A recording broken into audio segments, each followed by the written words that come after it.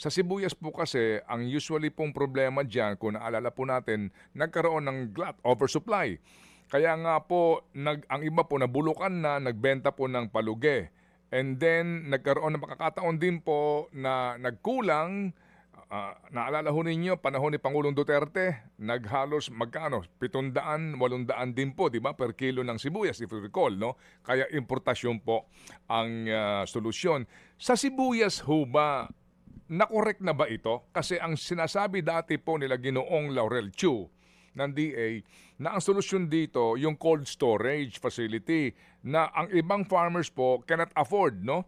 Kaya yung mga traders na naman po ang bibili ng mura, i-imbak and then magta-timing.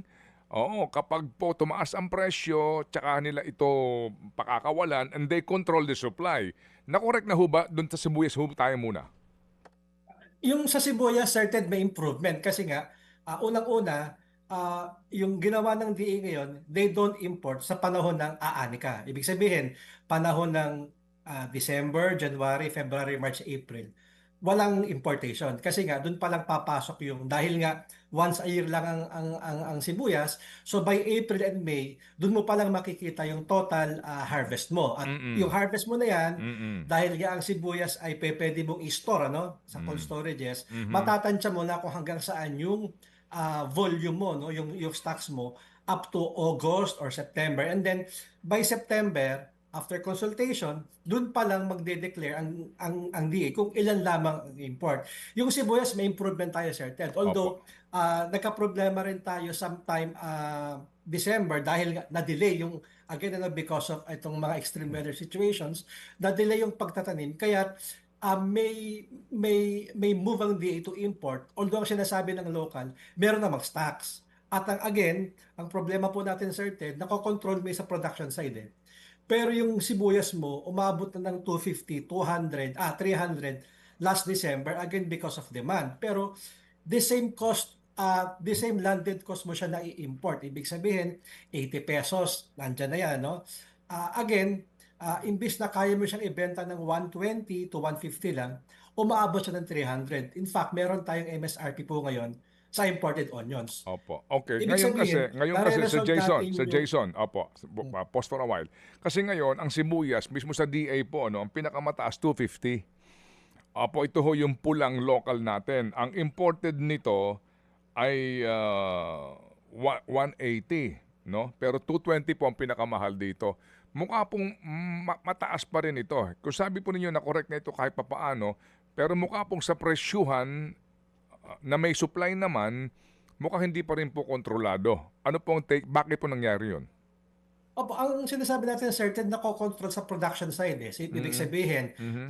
ito lang ang import mo, may production, meron ka pa namang nakastock sa cold storage.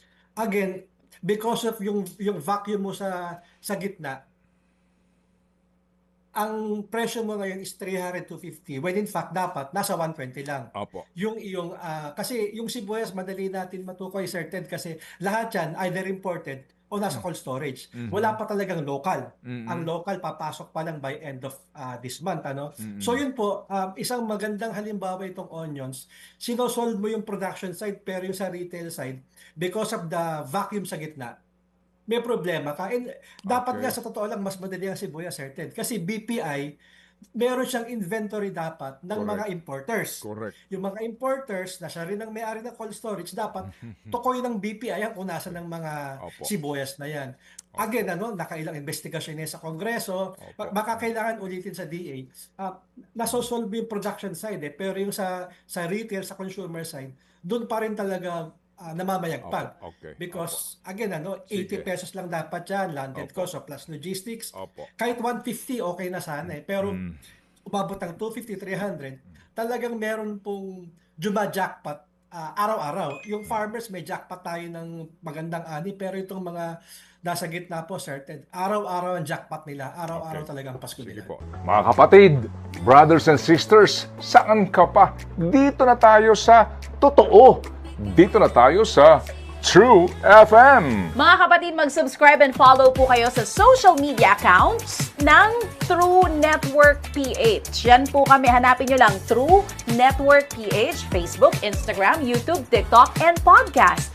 Mapa Apple or Spotify man yan, mahahanap nyo kami. Lahat ng mga napapanood at napapakinggan nyo po sa programa, nasa social media accounts namin yan. So, paano mga kapatid? See you sa social media!